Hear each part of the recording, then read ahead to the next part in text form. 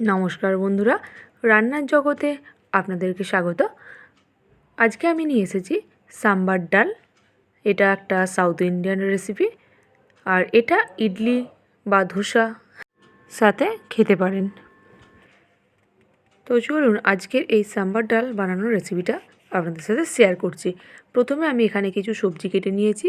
সবজিতে ছিল বিনস, কুমড়ো, গাজর আর সজনে ডাঁটা, বেগুন, কয়েকটা কাঁচা লঙ্কা চেরা আর রসুন, গোটা রসুন। আর এখানে আমি বড় কাপের 1 কাপ ডাল, ছোলার ডাল ভিজিয়ে রেখেছিলাম।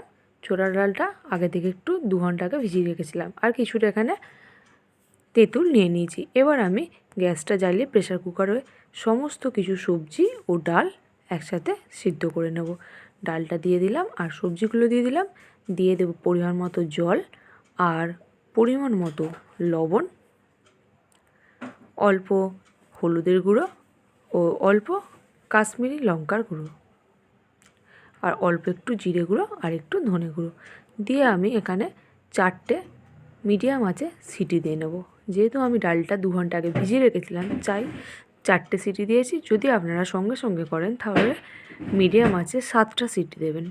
দেখুন ডাল সিদ্ধ হয়ে গেছে। এবার সব কিছু সবজি ও ডাল ভালো করে আমি নামিয়ে ম্যাশ করে নেব। ম্যাশ করে নিয়েছি। আর এবার আমি এখানে ডালটা ফোড়ন দেব। ফোড়নে দিয়েছিলাম শুকনো লঙ্কা, গোটা জিরে, সর্ষে, তেজপাতা, কারি পাতা কয়েকটা। ফোড়ন ভালো করে ভেজে নেব। ভাজা হয়ে যেতে দিয়ে দেবো কেটে রাখা কয়েকটা পেঁয়াজ। পেঁয়াজগুলো আমি ভালো করে ভেজে নিচ্ছি। এখানে খুব সাবধানে ভাজবেন, কারণ তেলের মধ্যে যখন সর্ষে ফোড়ন দেওয়া হয় তখন খুব ফাটে। তো এইভাবে আমি সব কিছু ভেজে নিলাম। আর পেঁয়াজ খুব লাল করে ভাজার দরকার নাই, মিডিয়াম ভেজে এবার আমি ডালটা দিয়ে দিলাম। আর সঙ্গে দিলাম একটু গরম মশলার গুঁড়ো, 1 চামচ অল্প লবণ আর 1 চা চামচ সাম্বার মশলা দিয়ে সব উপকরণ ভালো করে মিশিয়ে নিলাম।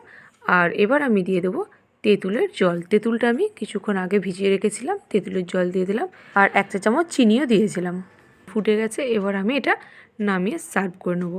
দেখুন বন্ধুরা, কত সুন্দর হয়ে গেছে আমার এই সাম্বার। তো এই ছিল আজকের আমার রেসিপি। আমার রেসিপি যদি আপনাদের ভালো লেগে থাকে অবশ্যই চ্যানেলটা সাবস্ক্রাইব করে পাশে থাকবেন।